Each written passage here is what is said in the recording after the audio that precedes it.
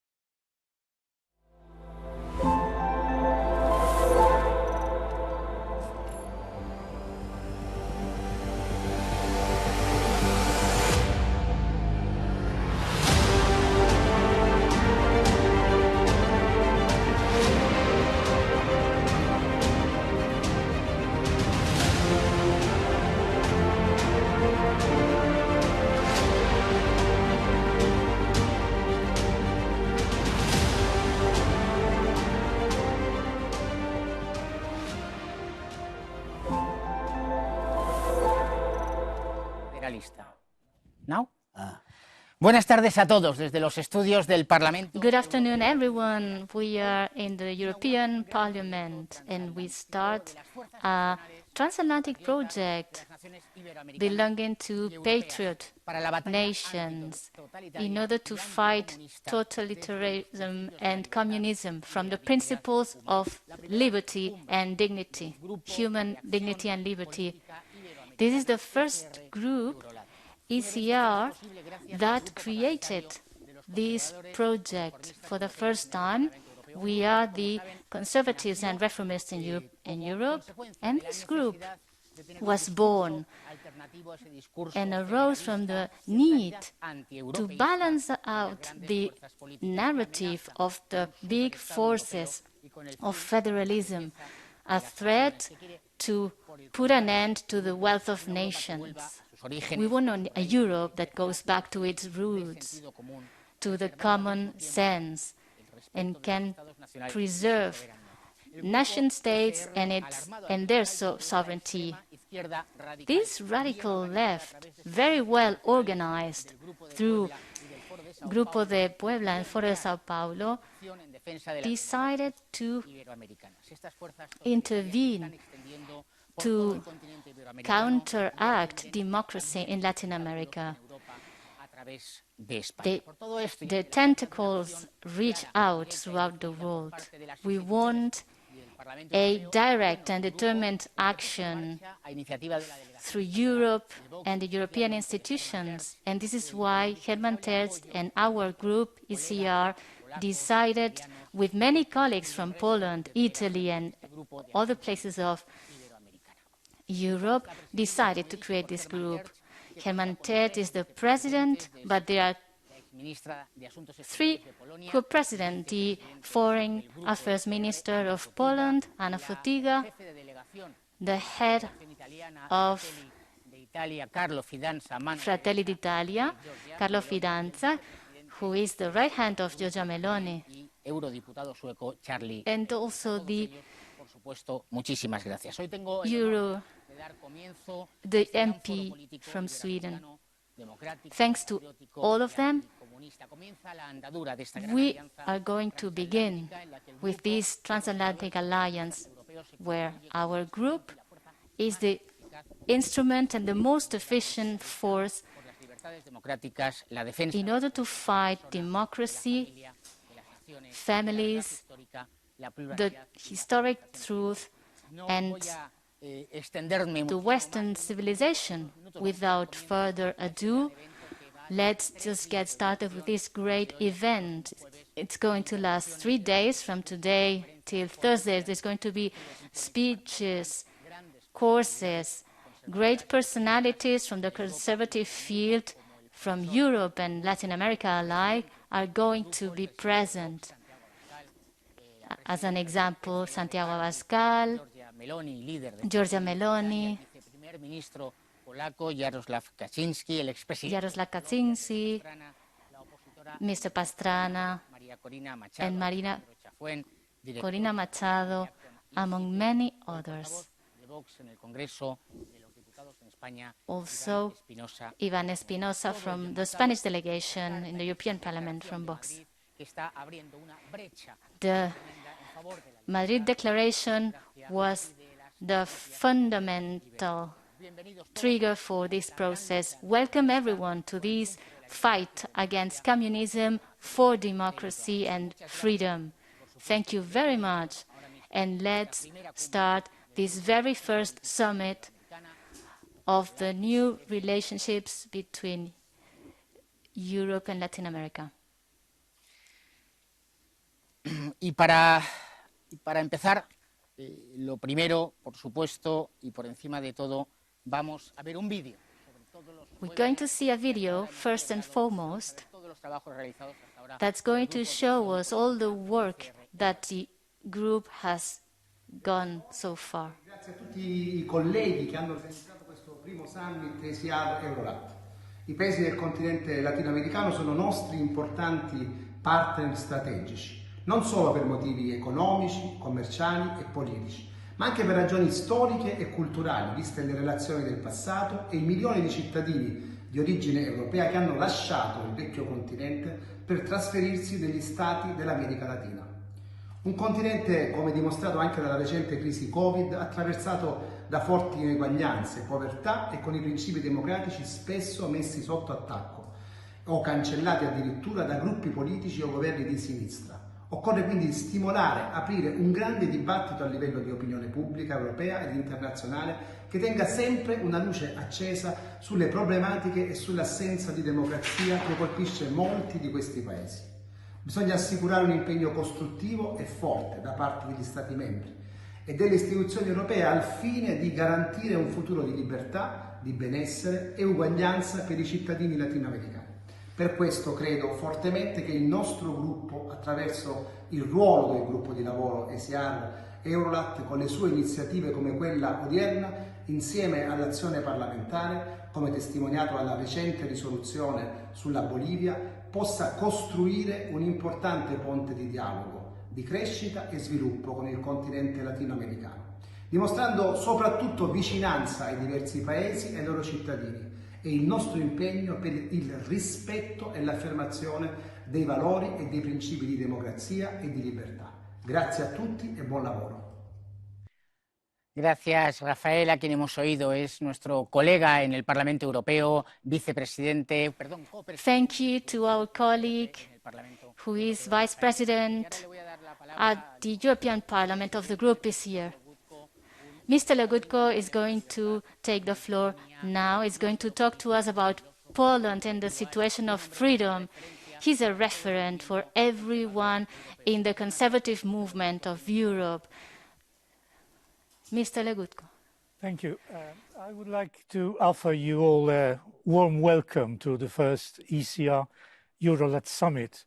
The event is really special for me in many ways. First, I'm one of the co-chairmen of the ECR group, and therefore I feel really proud of all the activities and campaigns which we organize, and mostly the ones which help to defend freedom.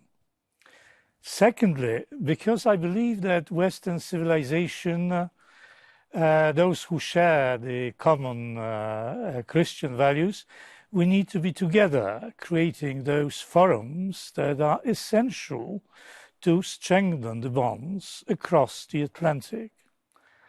And thirdly, and most importantly for me, as a Pole who grew under a communist regime, I identify myself with the daily lives of so many people who live in countries in Latin America under terrible regimes that oppress and kill people who want to be free. Since 2009, the ECR group has been the voice of freedom in the European Parliament, and we have defended the right of every nation in Europe to choose their future. And from the beginning, we were committed with our friends and allies in Latin America, but now under the patronage of our party member Vox and under the leadership of our friend Herman Tertsch, we start a new era, the ECR Eurolat era, where we will be even more united than before. During the next 3 days, we will be engaging with many politicians and thinkers from Latin America and Europe. And during those 3 days, we will be analyzing how it is possible that the tyrannical ideology was able to seize control of the richest nations in the continent and make them, in just a few decades, the poorest countries in the world. However, we will also have time to look at the future, the common future that the countries in Europe and in Latin America have in front of us, a brighter future where freedom will be at the center of the communities, where rule of law will end the arbitrary decisions of the left, and where security makes sure that no one is above the law. that brighter future will come, I do not doubt. It is the key. The key is learning from the past how we defeated that criminal ideology in many countries in Eastern Europe. And by this we have to put an end to oppression. But as all of you know, freedom is in great danger, and we must defend it every day. There is going to be plenty of discussion that will help us to achieve that brighter future. And for sure, there will be more ECR Eurolat summits to continue those conversations and to strengthen the friendship among us.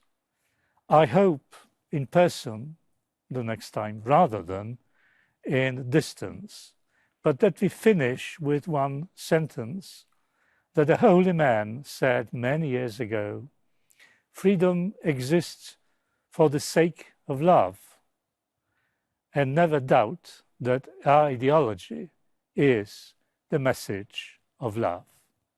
Thank you. Gracias, profesor Legutko. La libertad existe gracias al amor, y yo, si me permite, añadiría que la medida del amor es amar sin medida. Muchísimas gracias al señor Legutko, gracias a Rafael Fito, gracias a nuestros dos copresidentes que desde el primer momento han apoyado esta iniciativa.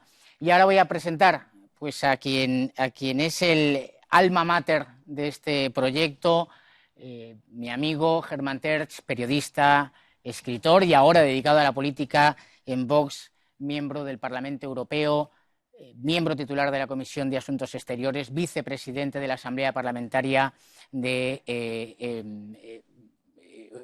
Latinoamérica, Parlamento Europeo, y un hombre que además se mantiene vivo no solo la actividad política, sino que, como saben muchos de ustedes, también está en el Consejo Editorial de la Gaceta de la Iberosfera, un proyecto periodístico extraordinario con una larguísima carrera profesional y que para mí es la expresión misma de la vitalidad de alguien que entiende que la política es, por encima de todo, tomar decisiones, un hombre decidido desde la meditación, desde la contemplación, pero luego la decisión. Yo le voy a dar la palabra a Germán para que nos haga una primera intervención y una primera presentación de lo que supone para él ahora mismo esta primera gran cumbre de este Grupo de Acción Política.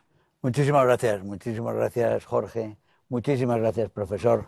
Para mí es una enorme satisfacción poder presentar este grupo de acción política iberoamérica, que es el ECR Eurolat, que es de alguna forma pues la respuesta a un sueño que es el que salgamos del letargo, de la pasividad que las democracias se han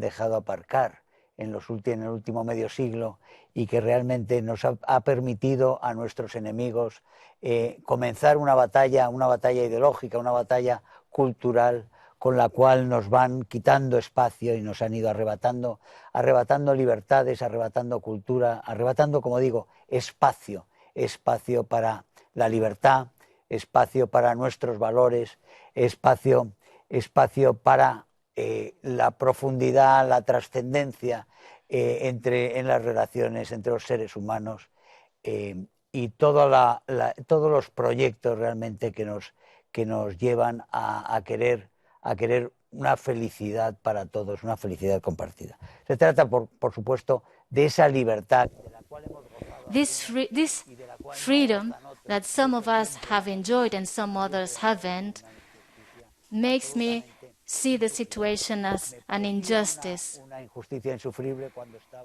It's unbearable, this injustice. Back to the 80s, I felt this way in Poland. I was a journalist, and I was taking care of, I was giving coverage to the Warsaw Pact countries, and I was very moved in one of those una propia Eucaristía.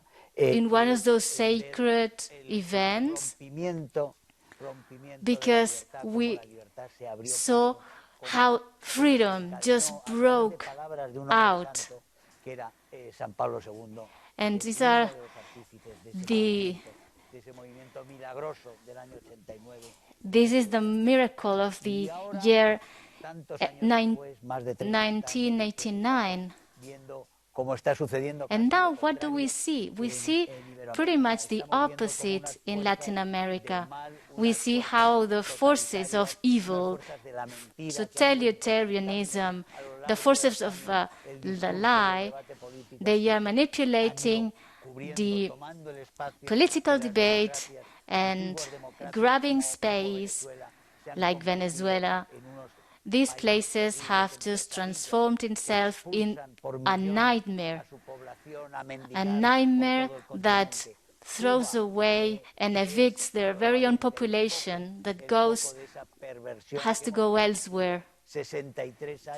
63 years they have been crushing their population and exporting evil, hatred, and lies throughout the whole American continent. We see how this moves forward. Chile and Colombia, these places are on fire and democracy is collapsing.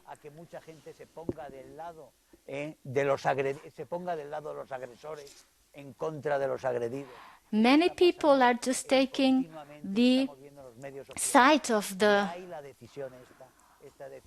perpetrators and not the victims. I feel privileged to having been trusted with this task of creating this group that wants to fight for freedom, against misinformation, against narco-communism, and against the complicity and the tolerance that European democracies have had with these dictatorships that are absorbing and taking up more and more space. Now we decided to fight this war.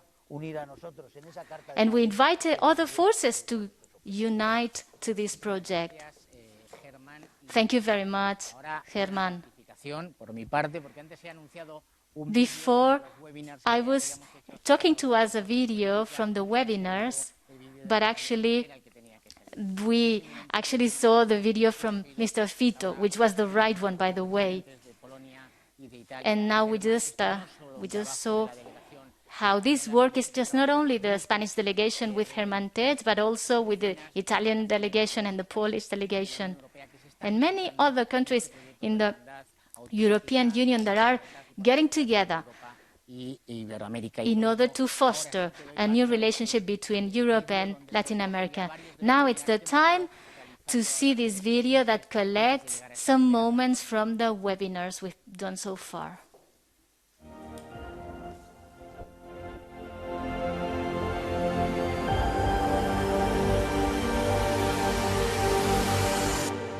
Hello to everybody. He speaks Germán Tertsch. I'm speaking from Madrid as a member of the ECR and as the president of the Eurolat group of the ECR in the European Parliament. And we are speaking about Bolivia. That's my final message. That is very simple and predominantly directed to Bolivians and people of Latin America first. We stand by you.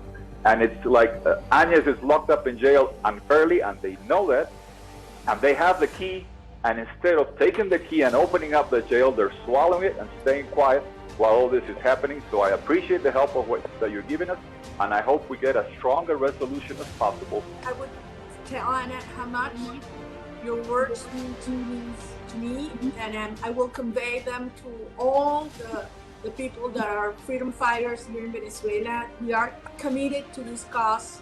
We will never give up.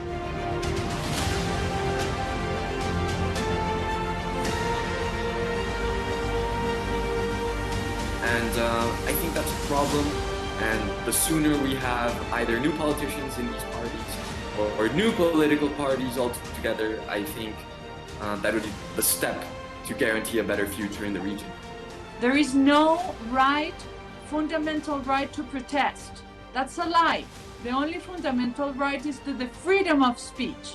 So it's not only the Chilean left who wants to destroy Chile, it's the international left. We are fully devoted to stand side by side with our friends in South America to defend freedom, democracy, the right to private property and security.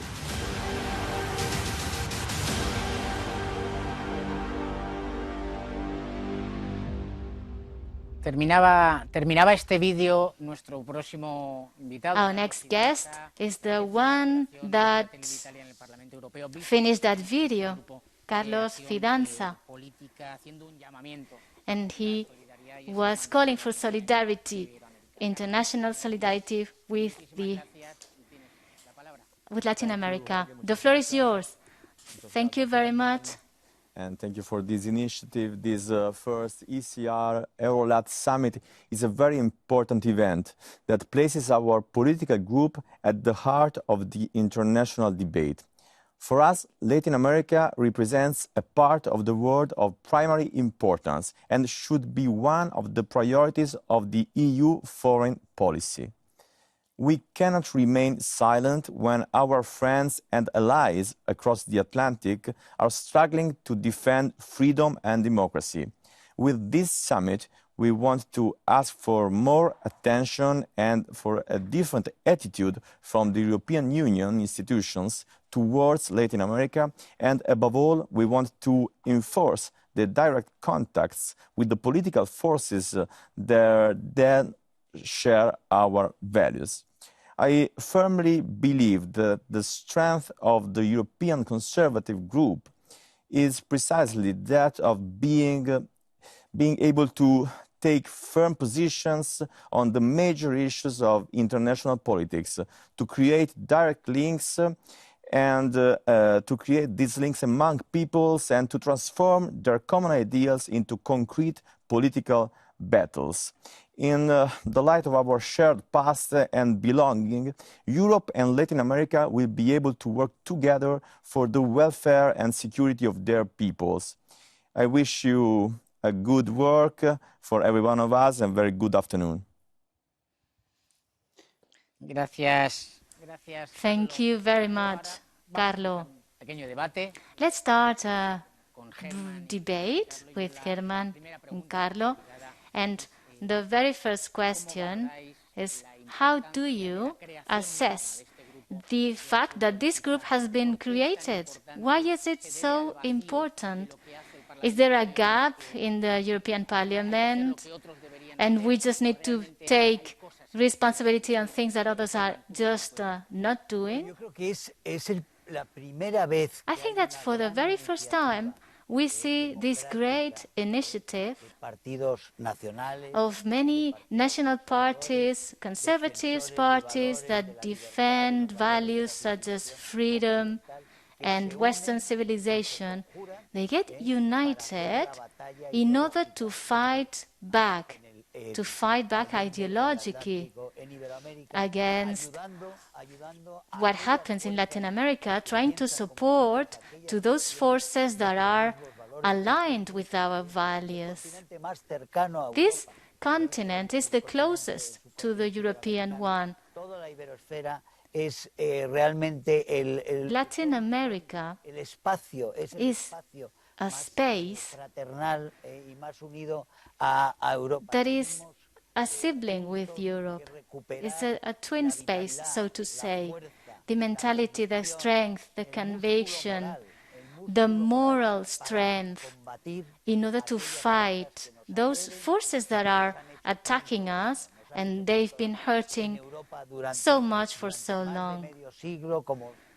For more than half a century, since 1917, we've been suffering, and there is like more than 120 million casualties on failed projects, and the result has always been the same: hunger, misery, death and destruction. But there are still people that want to revive this project, not only in Latin America, also in America, also in Spain, and also in Europe.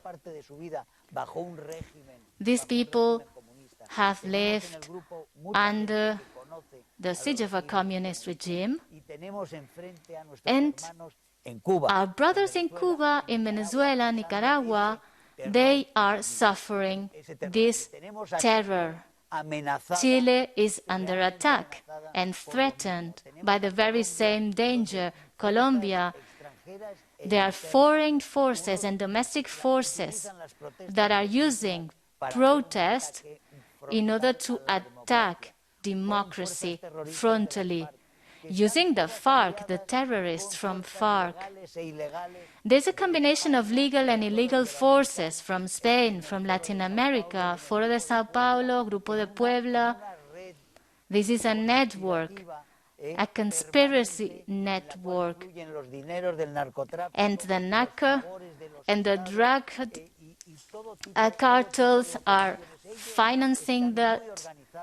The organization is impeccable. Nicaragua, from Nicaragua to Tierra del Fuego, there are agents all over the place with that very same agenda. Our friends are isolated, and some of the countries that are under siege by our enemies are left aside. Misinformation, just cowardness. They just do not offer help. We saw that in Cuba. We saw this historic resolution that condemns Cuba. And this is something that I see positively. The European Parliament had fallen into a situation of non-credibility because it was asleep. So this is reactivating the democratic forces in Europe, because they are actually reaching out to the majority of our allies in Latin America, and they live under siege. It's good that we can react and create big spaces, big democratic spaces. And we want to go back to that miracle, the miracle of the fall, of the wall fall. We want peace, we want prosperity in Colombia. This weakness has caused the collapse of institutions in Chile, and that also has created problems in Colombia. So we want to go back to transparency in the democratic institutions to bring back democracy. En el Parlamento Europeo y desde la óptica italiana, digámoslo así. How would you consider this from your perspective in Italy and the European Parliament? I completely agree, and I want to fully share the hope of Herman about the fall of this symbolic wall that we have now in Latin America. No more a physical wall, but a very strong ideological and political wall. We must pay more attention to Latin America, and this is one of the goals of our group, the main one. We must certainly do so for historical, for cultural reasons, but we must also do so in light of geopolitical and economic reasons, for the reasons you mentioned. I firmly believe that it is a prime strategic interest of Europe to strengthen the alliance with Latin America and to establish a new partnership. Upon these connections and through the establishment of the ECR Eurolat Policy Group, we are committed to support the active democratic movements and conservative parties in this part of the world. We want to strengthen the cooperation between the conservatives here in Europe and Latin America on the basis of our common values. As ECR Group, we are fully devoted to stand side by side with our friends in South America to defend freedom, democracy, the right to private property and security. In moving forward with our political action, I believe it is essential to involve civil society organizations, academia and business world, and to take advantage of the precious support of millions of people of Spanish and Italian origins living in Latin America. opportunities for in-depth analysis such this summit are needed above all to tell the public what is really going on. The left, also in this area, is very good at communicating its point of view, and in the European Parliament we see this phenomenon too. There are left-wing forces supporting the radical and anti-democratic forces active in Latin America. And because of this, I believe that one of the fundamental tasks of our action is to work within the European Parliament to have our voices heard in the Commission, for example, in particular with the High Representative for the EU foreign policy that unfortunately you as Spanish guys know very, very, very well. And as ECR, we ask the EU to monitor very carefully and act strongly monitoring what is happening, because we need to keep a close eye on these countries to avoid and trying to stop violences and suffering for the people involved. In concrete terms, we can say the EU should use all the tools at its disposal to weaken, for example, the Maduro's regime in Venezuela, and not to recognize him as the legitimate president, as we know that happened in the past. Furthermore, it must pay more attention to the fight against drug trafficking, because drugs represent one of the greatest dangers, not only for Latin America, but also for our societies here in Europe and for young people in particular. And we need a new EU approach free from ideological conditioning and the false narrative of the left that is also mixed with some indigenous feelings, cancel culture. It's a mix of very bad behavior and ideological elements that are destroying these societies. And we want to struggle side by side with our friends, and this policy group has been made for this reason, and we want to enforce our activity on this purpose. Habéis hablado y el profesor Legutko, de libertad. You have been talking about rule of law, sovereignty, freedom. What about common sense? Carlo was talking about that. What about indigenous communities?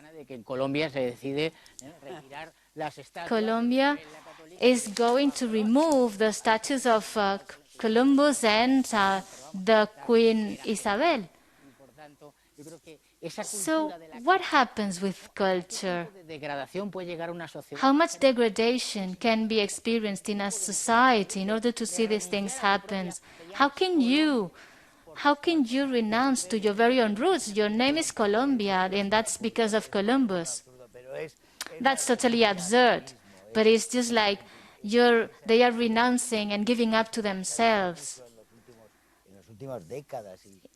Lately, in the last decades, the following has been said. How can Latin America be hateful towards its very own blood? We need to fight all these lies that have been spreading. And they've been pervading the place. Colleague from Fidanza, another Italian like Gramsci, started first with education and then the media and then culture. They have been pervading with their lies every layer of society, and in Europe we have the very same thing. No, the European Union has also rejected Rome, Athens, Jerusalem. We need to bring back that message, that cultural and spiritual message that Athens, Rome, and Jerusalem gave us. And of course, the Hispanic identity of the American continent. This is a matter of survival.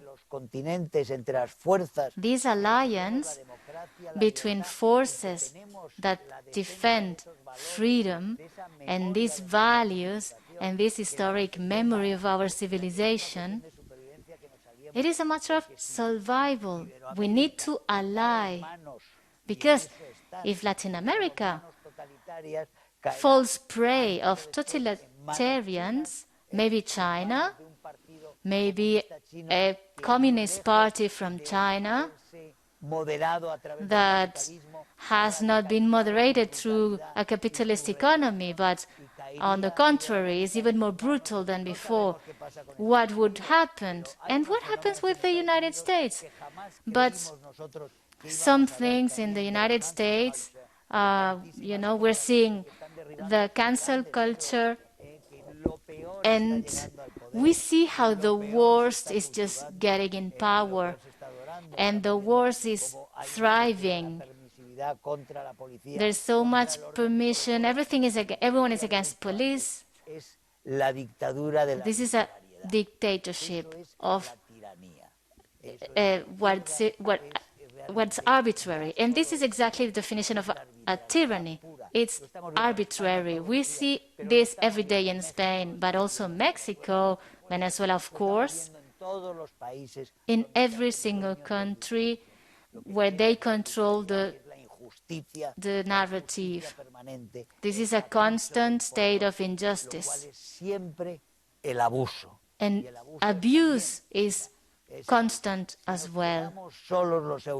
If Europeans are isolated, we are lost. We are lost. The West, and all the Western values, history, memory, Athens, Rome, Jerusalem, we need to keep those values. We need to cultivate them in the youth, in children. Children need to learn to love and not to hate, like they are being taught nowadays. We want a free, compassionate society, and this is the core of Western civilization. We need to defend it because it's the best of the best. All the best qualities of the human being are condensed in our silence, and we need to defend them with determination. Let's talk about the media in Italy.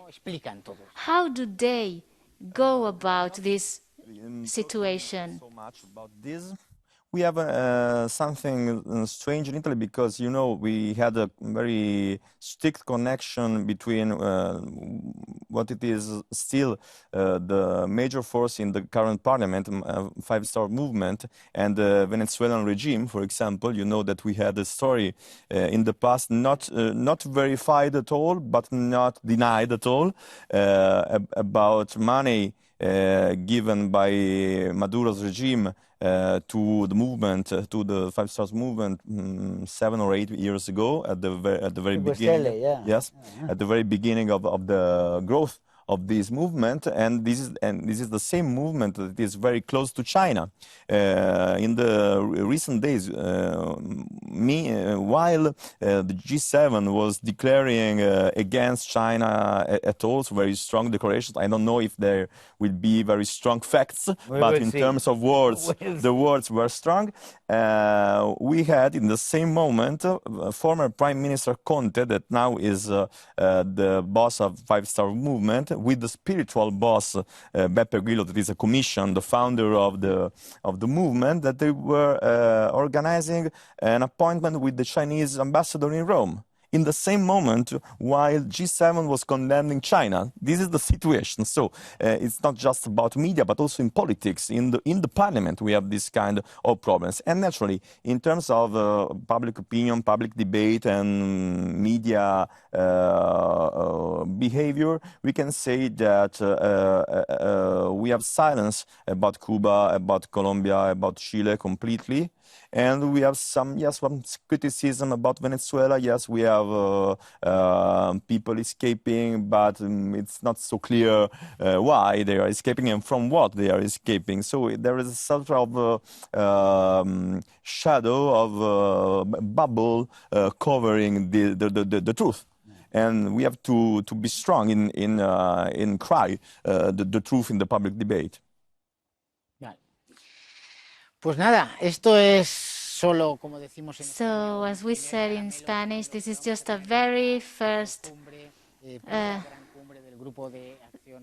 suite of what's going to come, a taste, a little taste of what's going to come. We're going to organize this in 3 great topics.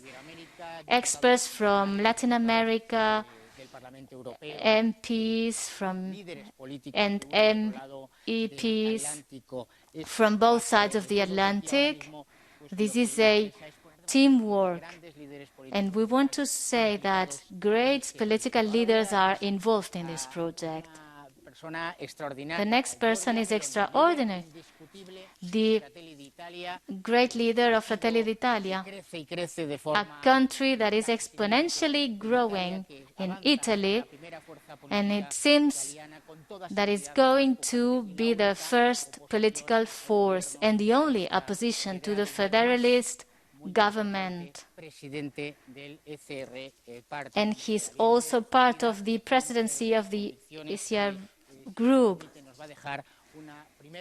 She's going to give us one of her statements, but we will be fortunate enough to see her again. Good morning. It is with great pleasure that I address you all in this inaugural session, which opens the work of the ECR Eurolat Summit. First of all, I would like to thank Mr. Giorgia Meloni and especially Mr. Herman Tersch, who together with Anna Fotiga, Carlo Fidanza, and Charlie Weimers are doing an exceptional job. I would also like to warmly greet my friend Santiago Abascal and all the important guests and speakers who will speak during this summit. Striving for a European Union capable of playing a leading role in international relations inevitably means looking very closely at Latin America, not only because of the historical, cultural, linguistic, and religious ties that inextricably bind us to this part of the world, but also in the light of geopolitical and economic assessments. For European conservatives, Latin America is not only another part of the world. Latin America has a special importance. Our objective is twofold. On the one hand, we want to lay the foundation for a new beginning of the relations between Europe and Latin America and demand more attention and a different strategy from the European Union. On the other hand, we want to support our friends and allies in this part of the world who share our values and who are fighting for democracy, freedom, and prosperity for their peoples. Unfortunately, in Latin America, the forces of the radical left are disrupting a number of states that in recent years have managed to achieve good results in the economic sphere and in the fight against drug trafficking, such as Chile, Peru, and Colombia, while the economic and social situation in Venezuela is constantly deteriorating. The political situation is very uncertain, and there is an urgent need for democratic and patriotic forces to react in a coordinated way. That is why, as President of the European Conservatives, I believe it is essential to promote specific high-level political initiatives like this one. With this summit, we show our willingness to move from words to actions. I wish you all a successful continuation in this work, and I am convinced that this event will be another great success for our political family. Have a good day. De las palabras a los actos, decía Giorgia Meloni. Meloni was saying, let's just walk the talk. And a friend of mine was saying the same too. And he's the leader of Vox, Santiago Abascal, the third political force in Spain. He's a leader, and he has helped to break every fake alliance that had made before. He's the president of the foundation, the Censo Foundation, and she wants to bring back the identity of Latin America and go back to human dignity. He also has some words for us in this beginning of the summit. Good afternoon. It is a great honor to be speaking to you in such an important day. We celebrate today the first summit related to the first great European project of resistance to the narco-communistic and terrorist dictatorships in Latin America. Today starts a historic journey. For the very first time in the European Parliament, there is a group determined to fight against the totalitarian plague that has been infecting for decades our brothers in Latin America. A blood and a scourge that after numerous failed attempts has finally rooted in Spain with the name of Podemos. But we cannot merely blame the communists. They are doing their job that consists of destroying prosperous nations to serve themselves and their friends. Cuba, Venezuela, Argentina, and many other rich, free and advanced countries in the sibling continent fell prey of the social communist tyranny to never ever come back out of poverty and lack of freedom. Other countries are on the brink if we, those responsible of stopping the totalitarian wave, fail to act. Chile, Colombia, even the Kingdom of Spain with Pedro Sánchez and his governing partners. For too many years, the forces responsible to combat the plague were busy coming to terms with the communists. Some of them out of sheer comfort, others naively believing that the beast would surrender in their arms. None of that happened. What such weak positions achieved was naturalizing, legitimizing, and embolden these anachronic and insatiable dictatorships who won't stop until they see the fall of our great Western and Christian civilization. This summit opens a new episode in the relationship between Europe and Latin America. We began this path with the Madrid Chart and the Censo Foundation. Numerous political European forces support us. They know how to fight against communism because they suffered it in the flesh, not that long ago. We're going to win the battle because we are the good ones. And for the first time, we are more determined than them. For our nations, for our families, for our freedom, and for our life, there's no way back. A heartfelt thank you to my friend Herman Tertsch for getting this heroic feat started. Let's from words to action, and someone is determined to fight, and we are increasingly united in this summit. This is one of the goals of this summit, to congregate institutions, European institutions with the parties that want to fight for democracy in Latin America. We have seen two leaders that God will be able to briefly govern Italy, Spain, and show that a different Europe is possible. And I give the word to Herman Tertsch to present the next panel. First and foremost, thank you very much to everyone, to all the panelists and all the interventions. Those two leaders are fantastic, and they will govern in Europe, and they're going to start this change. Going back to this reflection, to abolish cancel culture and free those spaces of freedom, initiative, and democracy.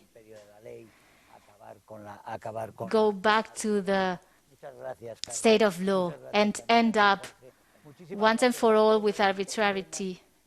Thank you, everyone, to everyone that has collaborated to make this summit possible, every participant, this great team that's working these days in order to broadcast this message to Europe and the world, and also especially to Latin America. Together, we can conquer the space of freedom, solidity, and defend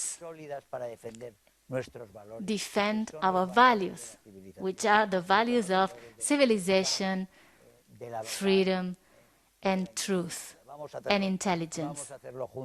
Let's do this together. Thank you very much, everyone. Let's begin with the first panel. It is on cooperation between both continents, all the advantages, all the possibilities that this cooperation would allow, all the opportunities that Eurolat offers us to improve lives in both continents. This is a rather general subject, but it's just a trigger in order to develop and elaborate on cooperation between both continents that share one destiny, freedom. Thank you very much.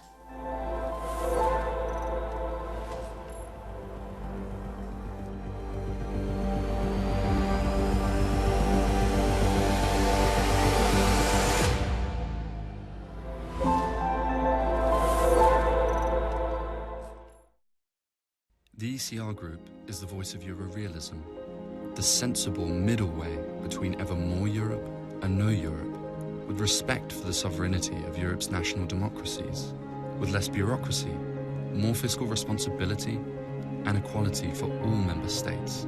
We believe the peoples of Europe want the European Union to do less and to do it better, to promote economic recovery and growth and more jobs, to help, not hinder our countries in getting immigration under control, to deliver a clean environment at a cost we can afford, to work with global partners to protect our security, to create jobs through free and fair trade. Europe should only act where it can deliver real added value to member states and their citizens. By putting Europe's national democracies back in the driving seat, we can build a Europe that will offer our countries a platform for cooperation, that will help promote European prosperity and security for generations to come.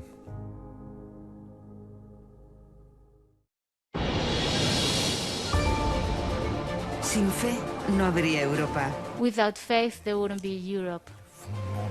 The foundation of Europe is freedom, respect for our common heritage. Tradition binds our continent. Non c'è valore più importante della famiglia. Europa jest dobrem wspólnym. Różnimy się, ale powinno nas łączyć wspólne dziedzictwo. Powróćmy do Unii Europejskiej, która z tego dziedzictwa wyrasta i która szanuje narodowe tożsamości. Only the European Union without arrogance, based on solidarity and mutual respect for its member states, can regain the support of the European nations. We can do it together.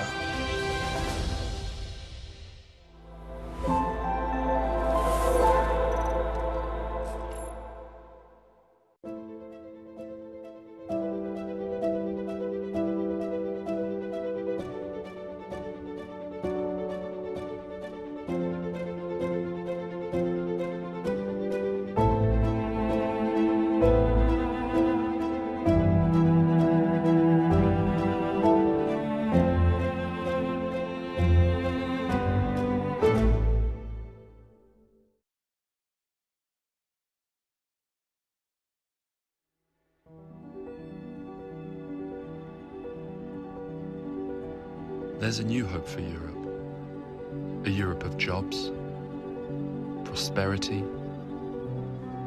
and recovery. A Europe that safeguards its citizens and borders. There's a Europe that respects its national democracies, that protects the environment and nurtures its rural economies. There's a Europe that does less and does it better, that cuts bureaucracy and adds value for you. There's a Europe that looks inwards and outwards, for trade, for security, and for friendship. It's time to get Europe under control and back on track. It's time for a new hope for Europe. It's time to reset EU.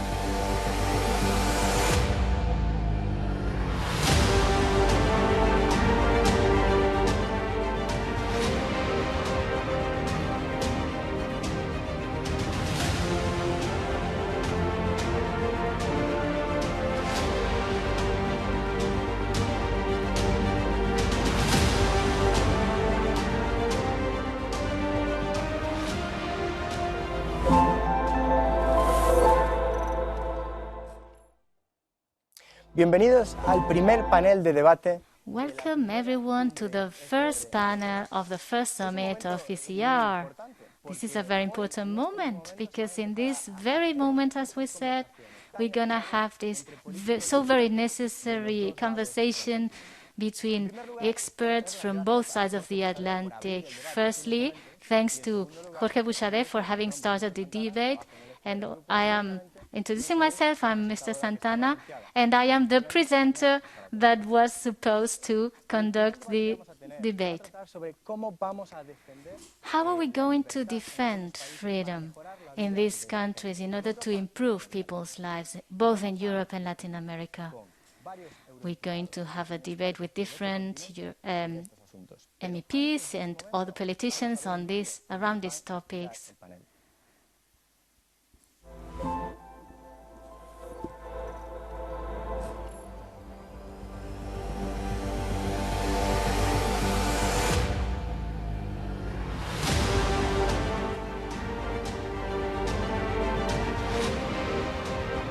La idea original de Eurolat era trabajar conjuntamente con los parlamentos de las democracias de Latinoamérica. Necesitamos apoyarles para ser un rayo de esperanza y mostrarles el camino a la libertad y el desarrollo a esos países que están dominados por regímenes dictatoriales. ¿Cuándo perdió Eurolat su camino?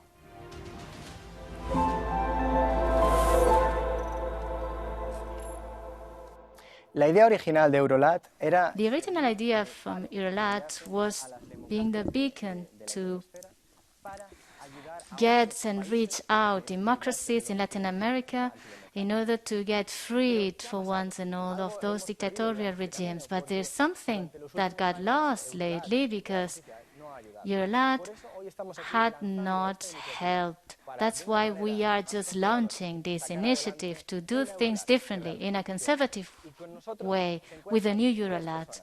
We have three people, three guests, Ana Fotiga, Germán Tertsch, and Andrés Pastrana.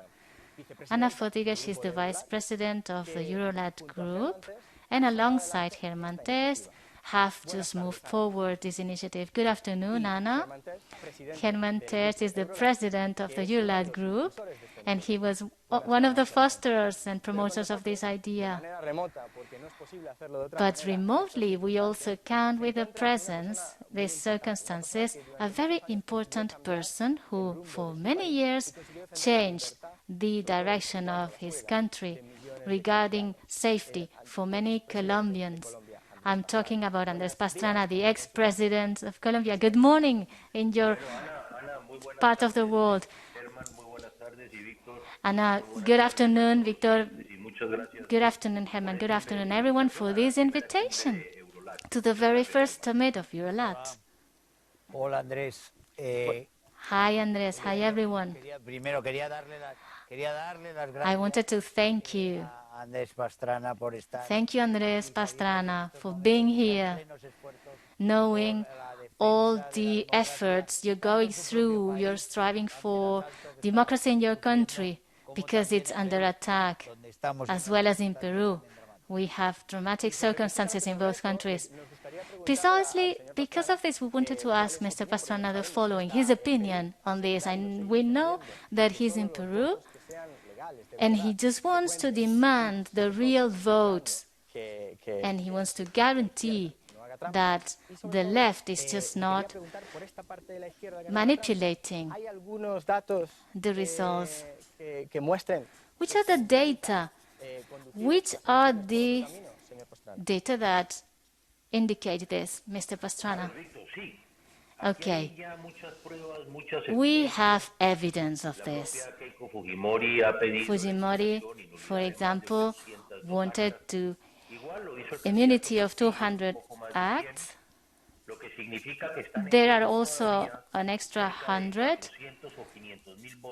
So we are talking about 400,000 to 500,000 votes. So the left did not reach their goal. There's fraud all over the place. There's something that the world must know. All this indicates us really show how Venezuela is manipulating this vote counting. I'm going to give you a couple of examples. Firstly, how can we understand that people who chose Fujimori is just invalidating this? And Barriero, the Peruvian politic, insisted on this. In second place, how come back in 2016, there were almost 9,100 Peruvians that could vote, and these numbers were reduced, increasing and reduced, almost 300,000 less votes. And nowadays we see a divided country between communists and the right wing, and this cannot be understood. There's something very important as well that needs to be mentioned. The military commands have been keeping an eye on this, and they are telling us that the procedures are not transparent. This is what happens in Peru, and the world needs to know. How come that from one day to the next,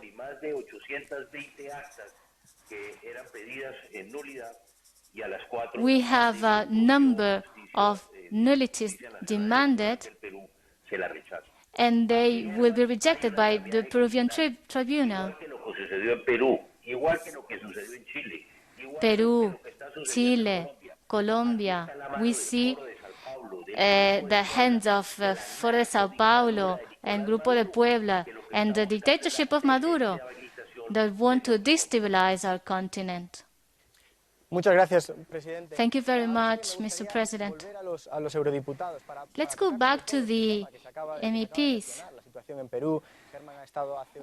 Regarding the situation in Peru, Herman has been there recently, and Ms. Fatiga also works around these issues. So my question for you both, Ms. Fatiga, nosotros aquí en el Parlamento Europeo, ustedes como eurodiputados, what can we do in the Parliament or the MEPs? What can we do to avoid the left and these organizations from the left? How can we avoid this fraud, this electoral fraud? Let me start with European rules. Both Herman and myself, we are active in special European Parliament body dedicated to election observation. Luckily, when we see a decrease of pandemics in Europe, we hopefully are able to travel and to engage properly in election observation process.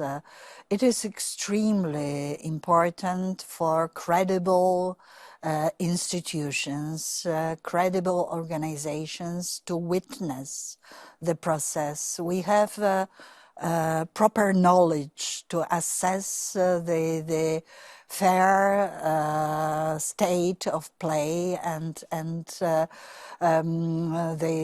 fair outcome of elections almost everywhere, because we have long-standing, many years of experience in observing elections from Lebanon to Georgia and Latin America in particular.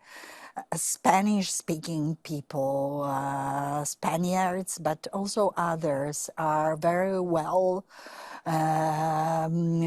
fitted, organized to do this. And I hope that people like Herman Tertsch have a say in this. That's the role of Parliament, of our mandate. But also we are responsible for fair assessment of situation, of assessing the independent analysis of elections, and also listening to voices like President Pastrana. Muchas gracias, Ana. Y Herman, la misma pregunta. Yo sé la larga experiencia que tiene Ana Fotyga también como ministra de Asuntos Exteriores. I know that Ms. Fotyga has a long experience and she knows all the process, sometimes not perfect, sometimes with long fraud experience in Europe, in the Soviet Union, and the need to be present. That's true. We want to travel. We want to go to those Latin American missions and to be present in the elections and the process that are underway in Peru. We wish we could be there, but we're not able. But we want to have other missions too. We want to go to Cuba and to Nicaragua to demand precisely what Ana Fotyga is telling us, to assess, to see the real situation of the country, the repercussions and the oppression before the elections in Nicaragua. But that's why we have to recover that mobility that we didn't have, and it was an advantage to those taking advantage of the fraud and the situation to easily abuse the population and the power thanks to the pandemic.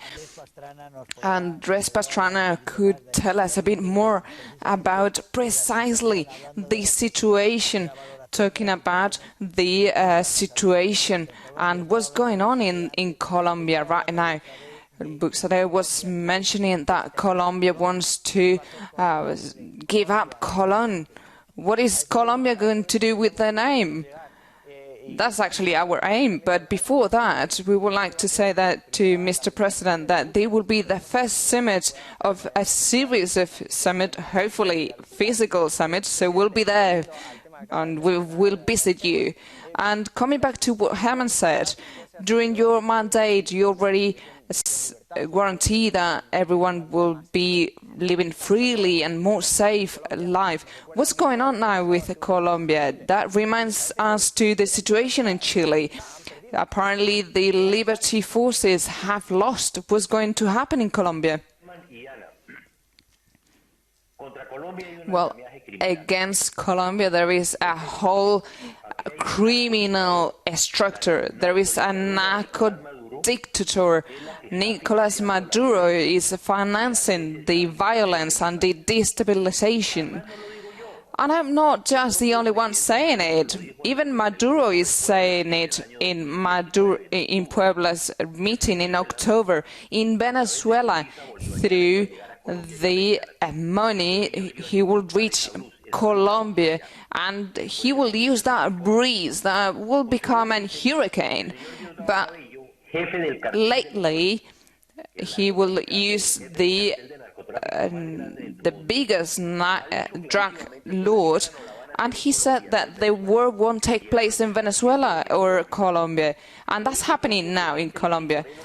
Nelly Moreno said in Miami that Maduro and his criminal hands are financing the violence in Colombia, as well as the Chancellor said. Herman, there is a criminal structure here. We saw it already in Ecuador with Lenin Moreno in 2019 when the drug trafficking was financing the revolts in Ecuador. The same happened in Chile, and the same is happening in Colombia now. In Colombia, we respect the Pacific social protest, but there's some violent people. And there's more than $160,000 sent from Venezuela to FARC and to Colombia. And what is happening in Venezuela is that it's a heaven for the shelter of FARC, the FLN, and the drug dealers. And this is the jewel of the crown. And that's why Herman said something very important. We have to be present. We need 2 elections to be taking place next year, here and in Colombia. That's why the importance of those elections. And I really wish that in the case of Peru, as Alfredo Garnechea was mentioning, we have 2 issues. Transparency on the elections outcome, because all of the acts that have been challenged have to be showcased, so there's transparency in the electoral election.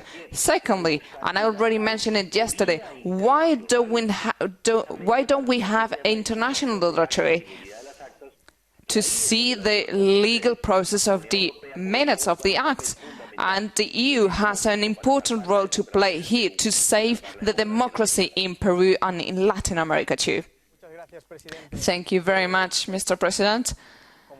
As you said, we need to be present in those elections next year, and I'm sure that Ana Fatiga and heads will be there from the ECR to make sure that everything goes all right. Thank you very much for being here with us, Mr. President, and we wish to see you soon again.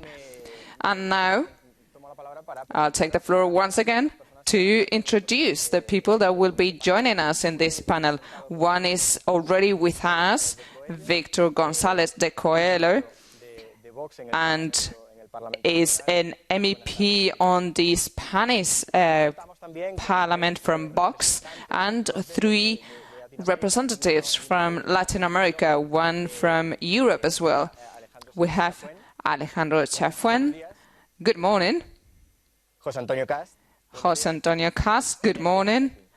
And Deng Epping. Thank you very much for being here with us.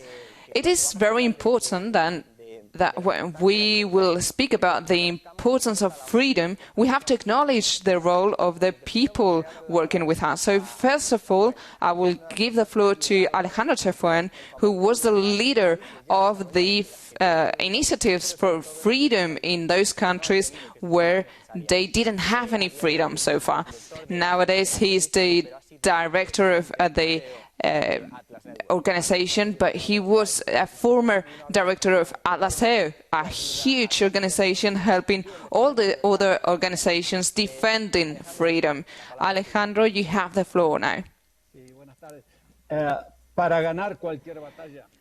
To win any battle, to progress in liberty and freedom in Latin America, we need 2 things. We need to know the enemy, and we need to know ourselves. I concur with Mr. Pastrana that the enemy are the drug dealers and some populisms, but we also have other powerful foes. The Secure Resource Society created a link to Venezuela, Iran, Russia, China and Cuba. Those countries linked not through the ideology, but with a main core to weaken the Western society and to play by their rules regarding the rule of law. But we have other enemies too. The drug leaders, I don't think they're very capitalist. What they're looking for is power and money. But we have another issue, another problem in Latin America, and is the chronic capitalists. And they're more interested in power, in money again, such as the powerful leaders in Mexico linked to the local authorities in Mexico. It is true that we have to keep working on different ideology issues, liberalism, and to promote a healthy economy. But we have to go beyond that, as Chile and Peru are showing us with the best macroeconomic figures. But as we have just heard, they're about to fall in a new socialism. So we have to create new support networks and new hubs to create strategies, processes, and to give access to institutions. We can't avoid to the existence of them, but we have to empower some and weaken others. This is the truth today. We have different liberal networks in Latin America, and we are on the spotlight as the enemy. Liberals that support other conservative ideas.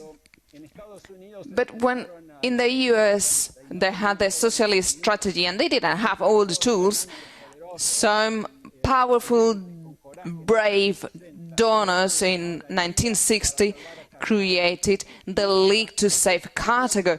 And from that effort, we had all the intelligence processes, and it was the first intelligence center. And we have to replicate that experience at a global level and look for allies. That's what the enemy was doing, and that's where I think we have to find allies, maybe in Central Europe or Eastern Europe, where there were so many failures. Well, that is a great idea, and I hope the MEPs that we will have here today and during the week will welcome that idea and will promote that initiative of a strategy to have a common ground.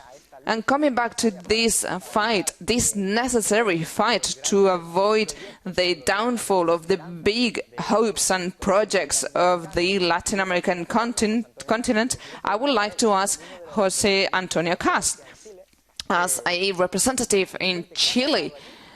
Can you tell us what's going on in Chile? Because apparently overnight, Chile has become the spotlight of freedom, and now is under some ideological processes.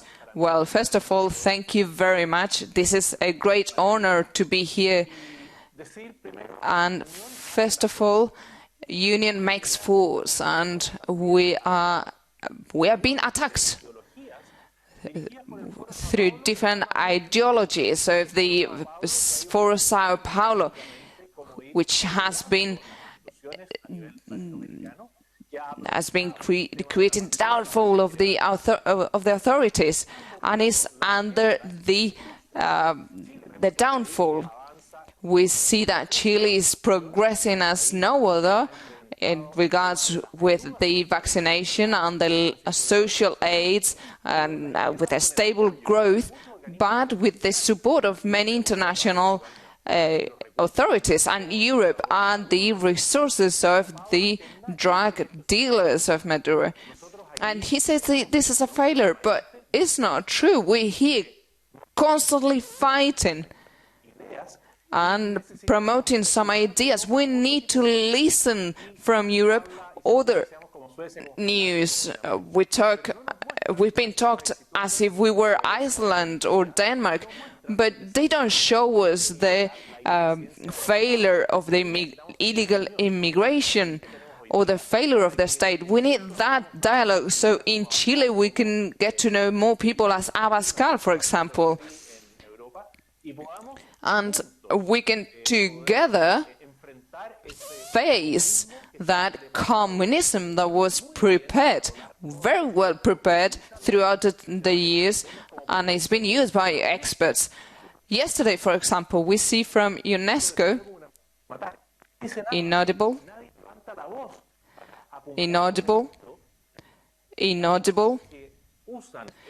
they using the pain of the people to create another pandemic.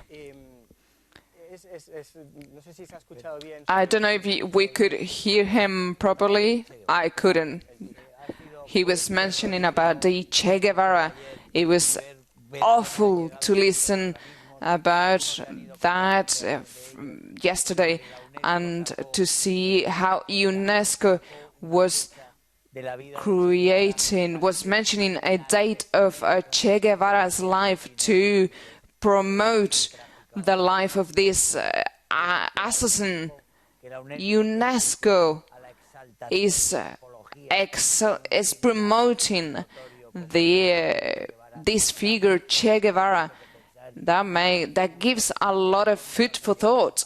and that will tell us, speak volumes about how we're going to progress and what is this vices multilateralism. This is exactly what Alexander Safuen was mentioning, and these left parties were involved in many parties, and now, after so many years, they're able to convey those messages. And coming back to this capacity of creating a new strategy, I would like to welcome one of the panelists that we have, and it's Jan Epping. Jan Epping was a former MEP in ECR in the EP, and he was one of the promoters of the Eurolat group within ECR, and now he is working in the Netherlands as an MP, and I'm pretty sure he will be promoting this strategy. Good afternoon. Buenos días. Good morning, my friend. I would like to thank Herman for organizing this event. It is very important for us because here in the Netherlands, in Germany, in France, Latin America is not in the media. And when I was young, Venezuela belonged to small, wealthy groups in Latin America, and it was known as the Switzerland of Latin America. But for many leftists, Venezuela was not a role model. For them, the role model was Cuba, through the Marxism and the revolution and the show of decadence. And that's why Herman is a tragedy, because we're still amazed seeing how the left have made Venezuela a second Cuba. And again, how the left is just looking how Venezuela is falling, and I think it's a tragedy. And we see it in Western Europe, because here we speak about the EU and the US, but we don't know what's going on in Latin America. And we have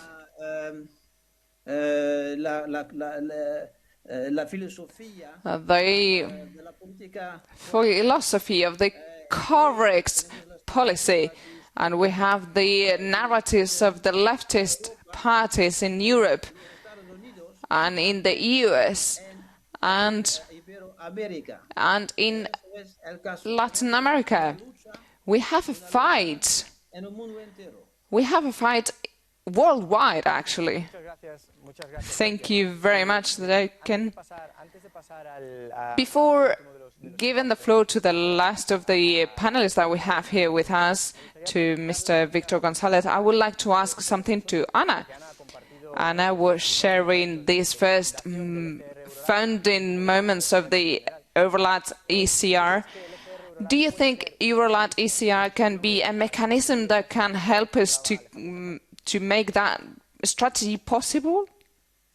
I'm absolutely sure that the conservative offer to Latin America is credible, viable, that we are able to share experience that is common. But I would like also to convey some positive message.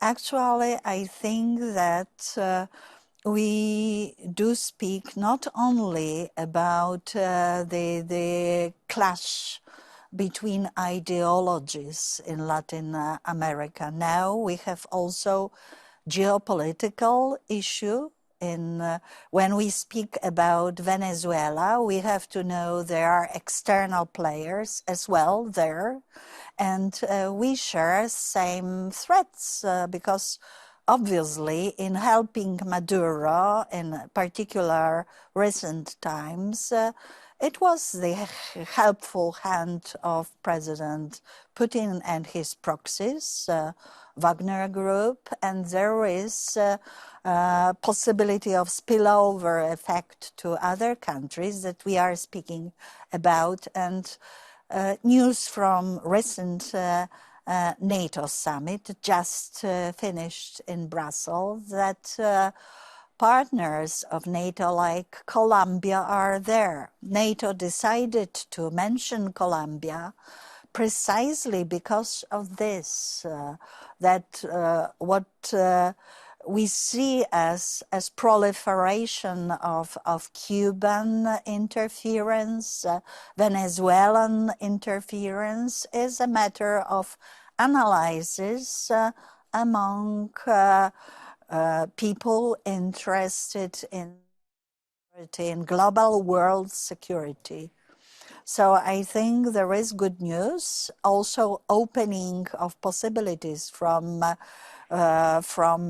Europe, EU. Interest is there. We have to act decisively, and this summit is just a part of our efforts. We intend to continue to show real competition from the point of view of groups of the left. Muchas gracias, Ana. Thank you very much, Anna. I see that with us we have once again the former president, Andrés Pastrana, and he wants to mention something before giving the floor to Victor. Victor, sorry.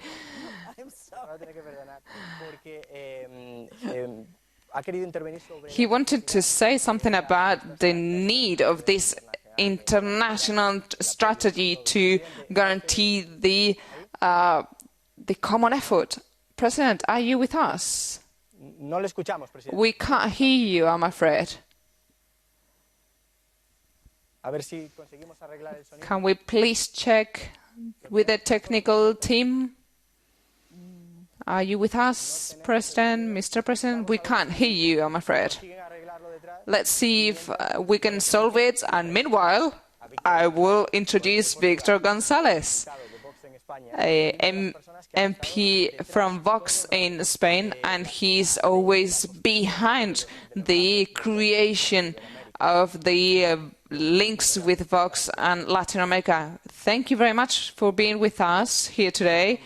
Well, thank you, Herman. Thank you for this initiative. And Mr. Pastrana is with us. That's great. And I must say that we were with him in Peru not long ago. And Russia was one of the first countries that acknowledged the Inca, although he is not yet present there. And the inclusion of some countries in this area. And I would like to start mentioning that I'm very happy to be here, and the EU as a guarantee of the human rights and the liberty is a leader of these problems. When, for example, the case of Cuba and the emails that we just saw a few days ago, it is crucial for us due to historical reasons and the power that have this narco-terrorism in our region, and also because we've been financing them. We have thousands of millions of euros sent from Europe to that area, and we will never be reimbursed if those countries are under the communism. We have to give them more money, and it will be a lost cause. Thank you. I don't know if Mr. Pastrana is here with us. Please let me know. No, that's a pity. Well, as we already mentioned before, as Herman said, or Mrs. Anna said, we will have more than just one summit from Eurolat in ECR, so we will have him again in the future. Now, I would like to open the debate so we can all participate about what has been mentioned so far. I would like to put something on the table, something that we talked about, the measures to be taken by the EU to help the democracies in Latin America. We talked as well about the money that is sent to Latin America regarding trade agreements. Do we have to do something else? Do we have to take any concrete measures? And again, I will give the floor to Alejandro Chafuan so he can develop a bit more his idea of this strategic institute. Well, it's not just one. We have to create different networks and more open networks. This is an effort that we have to launch, and it has to be related to companies. The World Economic Forum agenda is not similar to other agendas and the ones we promote, but Giron Skinner was promoting the Secretary of State until she was forced to resign. She's trying to launch an alternative group to the World Economic Forum, and that will be linked-minded to us. Also, we have to try to humiliate those promoters of dictatorships, of drug groups. This is a strategy with many ways and many fronts, and conservatives get bored of listening and studying these processes. Anna, you are one of the people that lead the democracy in your country. You were at the forefront of some ministries in your government, and you were fighting for the liberty and freedom for people.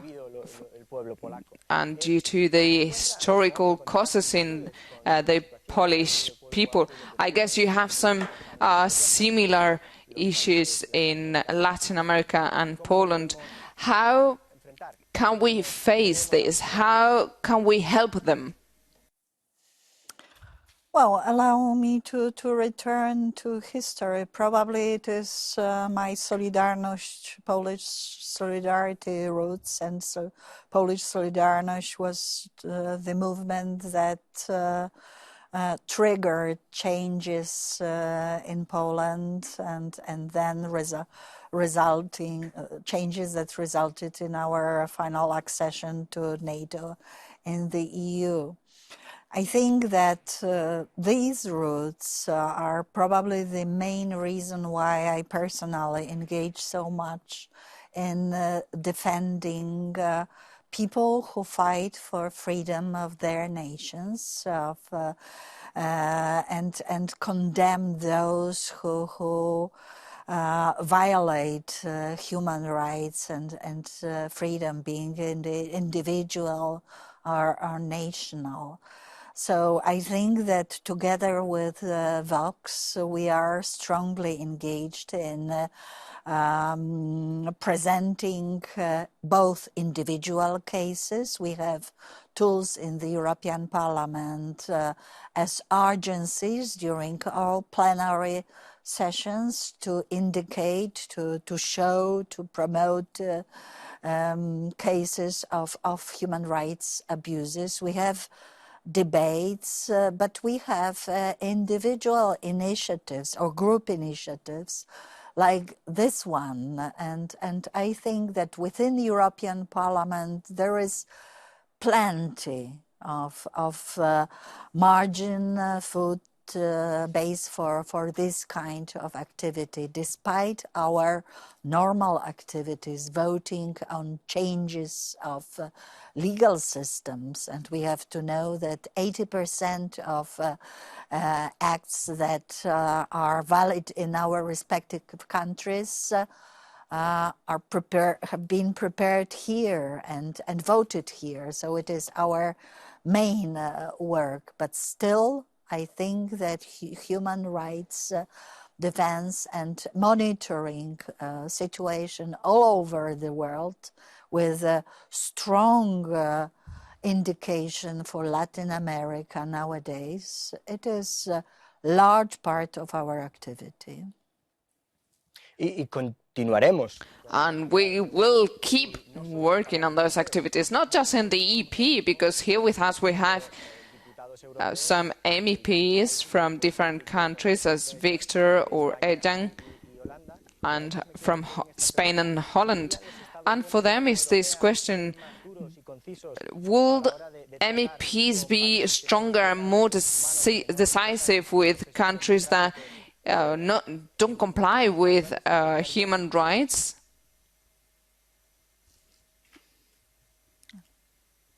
Dirk Jan? Sorry, I thought the question was meant for somebody else. You see, the problem here is that most governments in Western Europe are rather sympathetic to countries like Cuba, because for many of the people now in charge, in their youth, Cuba was basically an ideal model, idealism, etc. And then later on came Venezuela, which went the wrong way, but it wasn't even really noticed. I mean, it already went the wrong way from 2006 on, from the start, but it took a very long time before politicians in Western Europe realized what was going on, and then still they were rather hesitant to take action, including the EU. We had at a certain stage, we had Mrs. Mogherini as a foreign affairs secretary of the EU, and she was keeping very close contact with Cuba and also with Venezuela. So we really have to take action in the European Parliament and in national parliaments to make sure and clear that something is going in the wrong direction in Latin America, and we get one leftist government after the other, and this is not without consequences because they really destroy the economy, which is the economic basis of the country. And that's what I've been doing all the way, which is the red line through everything they have been doing, is destroying the economy in favor of a model that doesn't work. Muchas gracias. Y la misma pregunta se la quiero hacer también al diputado español. Thank you very much. This is exactly the very same question that I wanted to pose to this other, to the Spanish politician, because he was there. There is a movement in Spain in order to try to avoid this involvement with Cuba. Yo creo que el caso que se ha mencionado de Cuba, que es la cabeza de la víbora, es clarísimo. Estamos very clear, a very clear case. It is totally complying with this criminal murdering state. It goes against the human rights, and we are all aware of this person that died in the United States. And there are a great number of prisoners in Cuba and receives a great amount of international help. 46% of the international finance was the amount of help from European Union and others in 2007. That's the money that received Cuba. So we are collaborating with regimes that systematically destroy human rights and go against freedom. This has been allowed all this time, so that's why I'm convinced that this initiative is paramount. Central America and the Caribbean are the regions that receive a very big portion of the European aid. We have been financing trade through internet and networks, and we are not exerting pressure in what's most important, which is the human rights of these nations. So we need to be present in those processes, in those electoral processes, and guarantee the transparency in order for these countries to become prosperous. We take the relay because we do defend the human rights ideologically, but many try to sell this idea, but the opposite is true when it comes to their actions. All this money from European pockets to Latin America, do you think, José Antonio, that it has been supporting those people that have been fighting for democracy in Chile? This problem is not unique from Chile, but the whole of Latin America.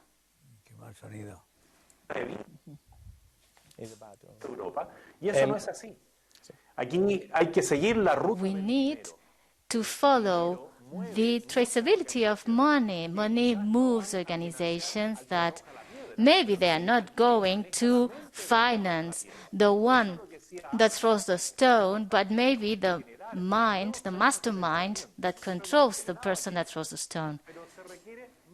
We do need more support in ideas and strategies. And this has to do with the leftist leadership. We are talking about a narco-dictatorship, a narco-communist dictatorship with Maduro.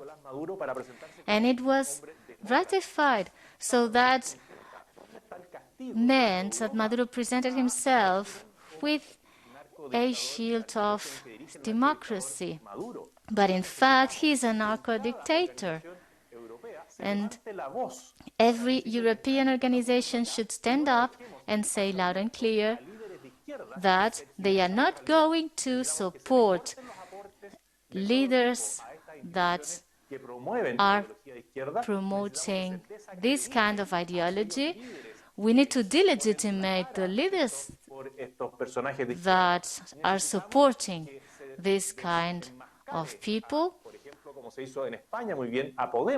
And we need to tell the truth about these people, like we did with Podemos in Spain. And those think tanks should be eliminated at once. Germán, sobre esto, porque durante muchos años for many years, Germán, you have been unveiling those regimes in Eastern Europe, especially throughout the communist years. How can we do through this work today and unveil those fake democracies in Latin America? And how do journalists do? Oh, but now it's much more difficult than in the 80s. The press back then in Europe was committed to freedom. In Germany, France, they might have been different, but we believed in the democracy in Poland, and they wanted freedom, and also in Hungary, and all the processes that took place. Nowadays, in Western Europe, we have a monoculture of the press narrative. And there is a division, radical left, radical right, and there's no room for the different shades. The German press, for example, is homogeneous. If we need to attack Orban, we attack Orban, but we do not attack Maduro, we do not attack Díaz-Canel the very same way they go against Orban. There's no criticism whatsoever against Maduro, for example. But we talk against Bolsonaro. Everything is against Bolsonaro. So the press in Western Europe, it is controlled by a unique message. And we need to fight against that. We need to break this monochrome speech and narrative and just bring about a real narrative.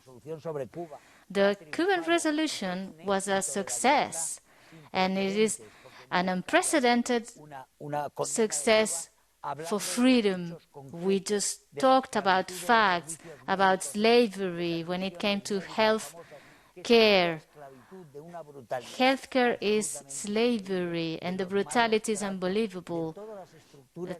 All the structures, all the injustice within Cuba, torture. Never before there had been a picture of Cuba like this.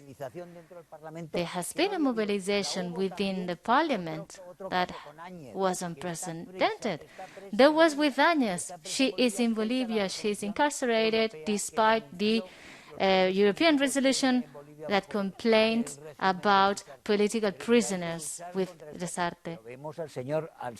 But we see that Mr. Borrell the other day was defending Cuba. Why don't you criticize other countries that break and go against human rights? Leave Cuba alone. But we see that there was a lot of money put into the feminine section in Cuba, and we know that this is a section that supports that regime. So we should invest that money in the civil society, people who is not linked to the powers that be. But we gave the money to whom? To a communist party that governs the country.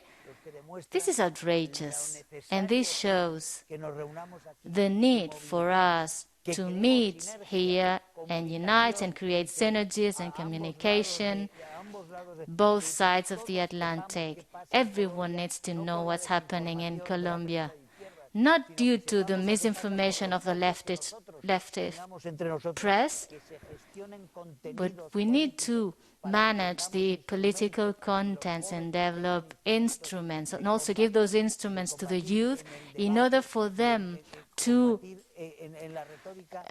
have a debate against all this intoxicating machinery that bombards us with culture, subculture, and TV. It is paramount. The synergies, communication among us. We hope that everyone in Latin America and in Europe can understand that this summit can be exactly this meeting point. And we're going to have to say goodbye to one of our guests, so we're going to give him the floor so that he can have the opportunity to share what he wants to tell us. Which are the steps that we need to take? I'll try to stay and listen to you because this is very, very interesting. And thank you very much for everything you're doing for liberty and freedom and values. Let's just frame this. There's another value besides solidarity, and it's very important for Action Institute. And it's the following. There is not a lack of respect for civil society in Poland and in Latin America as well. There are thousands of millions of investments for the government.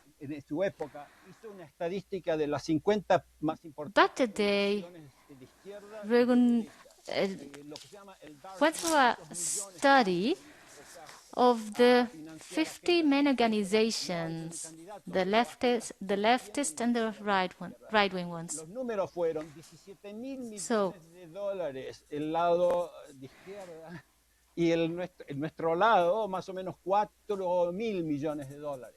So the money was like $17,000 for the leftists, whereas we had $4 million.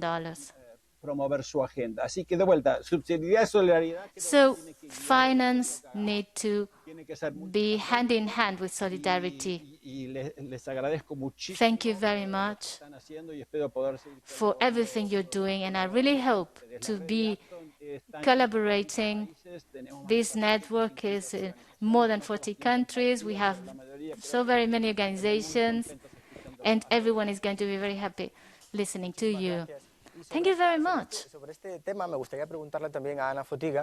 And I'd like to ask Ana Fotiga about this issue. What is the importance of this action from the government? The democratic governments need to exert this influence on the citizenship, or maybe they have to avoid the influence of the libertarian forces. Well, let me say that what is the choice of society is to be left to respective society of the country. Having said this, I know that much of influence and positions of society come from dominating narrative, and here Herman is really right that we have the domination, actually the homogeneous approach of major media, global media. I think that possible outcome is so positive outcome is possible even within the EU with domination of let's say left side of the political scene. Let me show Belarus. Of course, situation there is enormously, extremely dire with absolutely totalitarian regime and crackdown on society. The unprecedented scale, probably to be compared to Russia in some cases. And EU was able to show much more resolve, to decide under pressure of my region in particular, but I think that all of us to direct eventual support to partners other than official regime. It is extremely difficult. And also to show, and here I think maybe incentive for societies, to show positive outcome after changes, after democratic changes. If we consider that elections are not free, that there was a fraud during elections, we have certain tools to apply. And we have not only carrots, but also sticks, being it so-called European Magnitsky Act, but also finances that are available to us.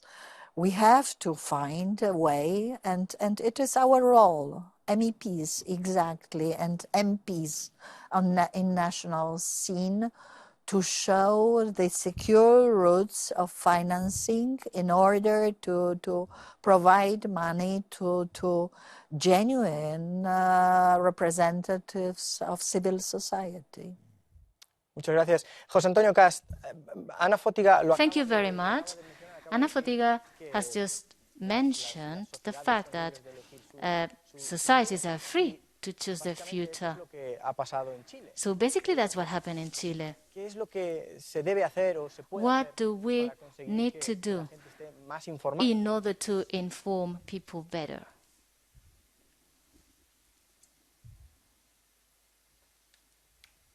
José Antonio? José Antonio?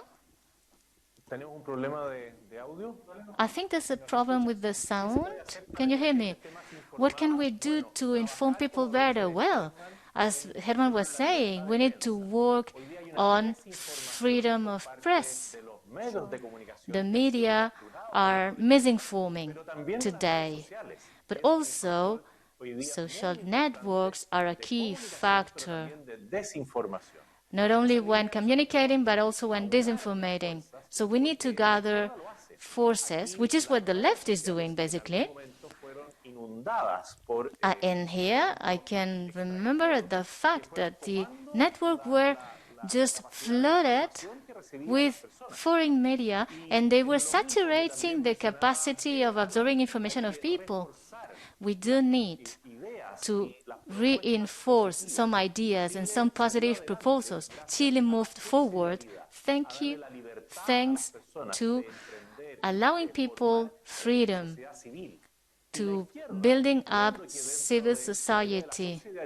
And the left considers épica o un relato para destruir el concepto de la subsidiariedad. Y tuvo aliados, y también lo decía, wants to create a narrative against this. La economía social de mercado, que tienen que defender la libertad de las personas y se alían. People need to defend social por alcanzar el poder economy. And this is the people that are gathering together. On the one side, we need to foster free press and work on the social network, social media. And we need to foster unveiling those who use the state in order to accumulate power for their very own interests. Thank you very much. I'd like to ask the very same question again, because they have been using the social media to reach out to people, because the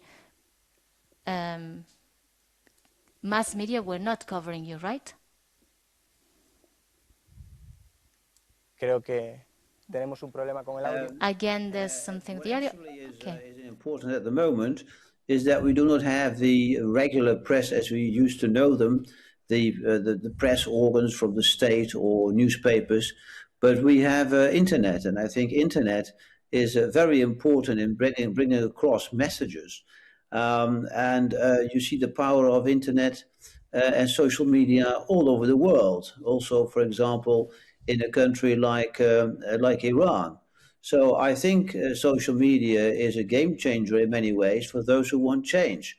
And you have to put your thinking and your words into that action, also to the young generation, to be reached best that way, because they do not read traditional newspapers or watch traditional television.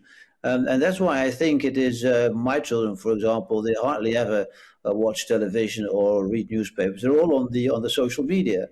So if you want to reach the young generation that is going to be decisive in the future in a couple of years' time, I think we have to have a very clear and good disciplined campaign in social media, and in that way we can bring about a change. Muchas gracias. Esa es una de las cosas que Thank you very much. El diputado Víctor González habrá encontrado. Maybe Víctor González has come across this situation in his visits throughout Latin America and monitoring electoral processes. Sometimes this is used to repress liberty. Not only the media, unfortunately, in these regions are controlled by the left. They are everything but free, and being a journalist is something that's, they are about to extinct journalists. I want to mention also education. Peru, Ecuador, Colombia, and Chile. In every public university, you have not the freedom, the academic freedom, because the radical left, in most cases, is controlling the narrative. I was surprised to hear in some places in Peru and in Peru, Ecuador, that I had to debate with a panelist who was from the radical left, the communists. And we have been working against the Foro de Sao Paulo, who's been going on for 30 years. They are very well organized and coordinated. We're starting this initiative now, but it's not acceptable that this kind of communist movement should not be financed by the European Union. This is exactly the same case that they were mentioning with the feminist movement. It's very important to combat through these tendencies in this region of the world. And it's very interesting to hear Elena Montero say that Cuba is a democratic regime, and she has defended this regime and this democracy. De la República Democrática Alemana, que nada que tenía que ver con la República Federal. Tenemos que hacerle batallas en todos los ámbitos. We have to fight in all senses, and as I was visiting in Latin America, the only conservative movements were Disenso and Vox. The rest, Modena, Puebla, Podemos, the International Socialist, French Communism, we have to occupy those spaces so we can fight their ideas with our ideas. When we come back to what Mr. Chaffon was mentioning, to be present in all spaces, to combat and to make our ideas present, those ideas that we believe are good, freedom, and as Anna was mentioning, and that would be our debate throughout these days. And this summit will be ending on a Thursday.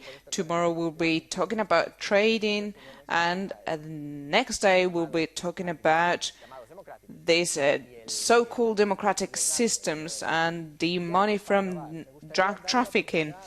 And before finishing, we will give the floor to the different panelists. So we will give the floor firstly to Ms. Ana Fotiga. Thank you. I would like to thank for this summit and this panel in particular. It was extremely instructive, interesting for me personally. What I would like to give as my message to all politicians of conservative political orientation in Latin America to overcome the dominating narrative, media narrative. Probably it is to do what we used to do some time ago. Me personally, my constituency is a cradle of liberalism in Poland, the worst region for currently ruling party. Yet I win their mandate, election after election. We have to reach out to people, to every village, to every small city, and to every family, actually, to bring our message, to overcome this negative narrative. Muchas gracias, Ana Fotiga. Thank you very much, Ana Fotiga. José Antonio Cast, same. What is your message?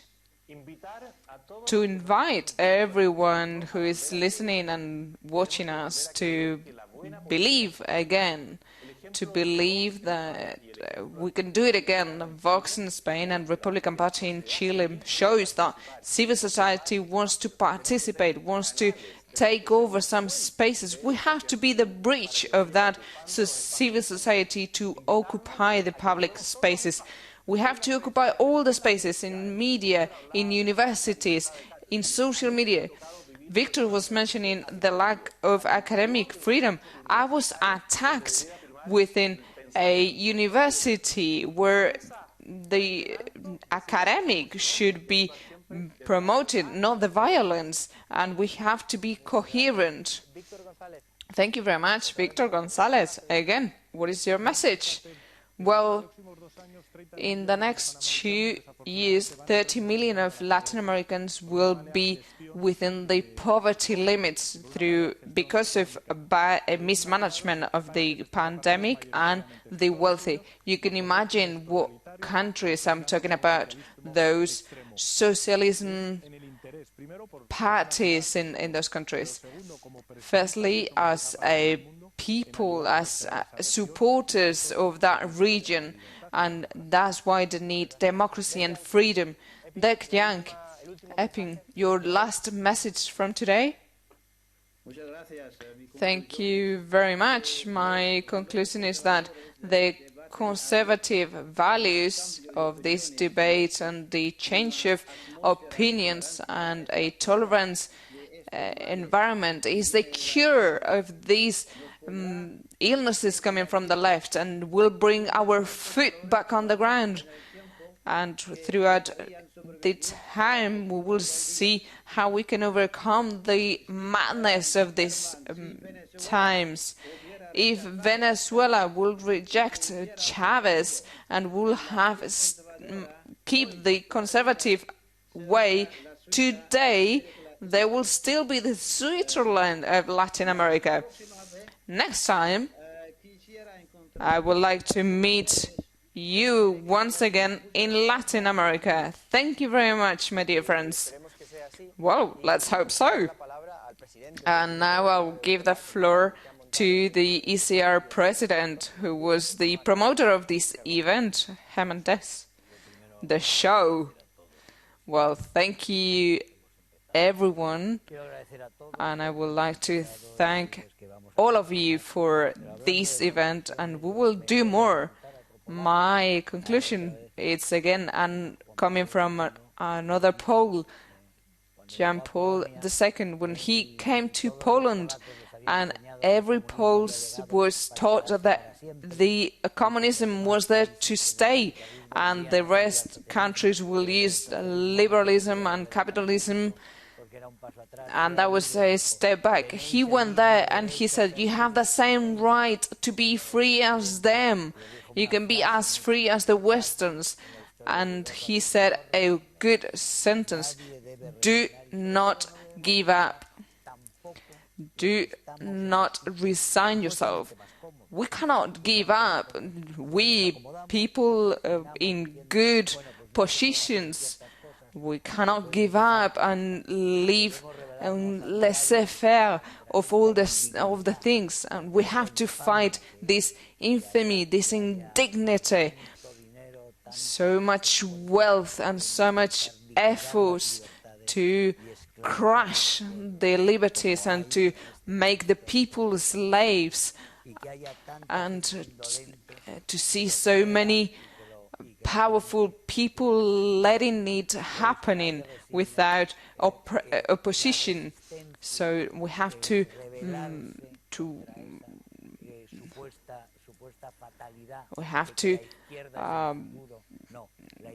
be against that. The leftist is not the future. We already tasted, and it's the failure. It's the failure of and the reason of hunger, the weakening of the human being.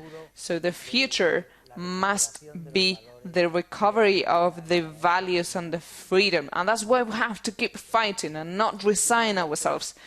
Thank you very much. The cost of freedom is to keep fighting for it every day. That's why tomorrow at 6 p.m. we'll be here once again for the second panel of the ECR Summit about Eurolat. Thank you very much for being here with us, and good afternoon.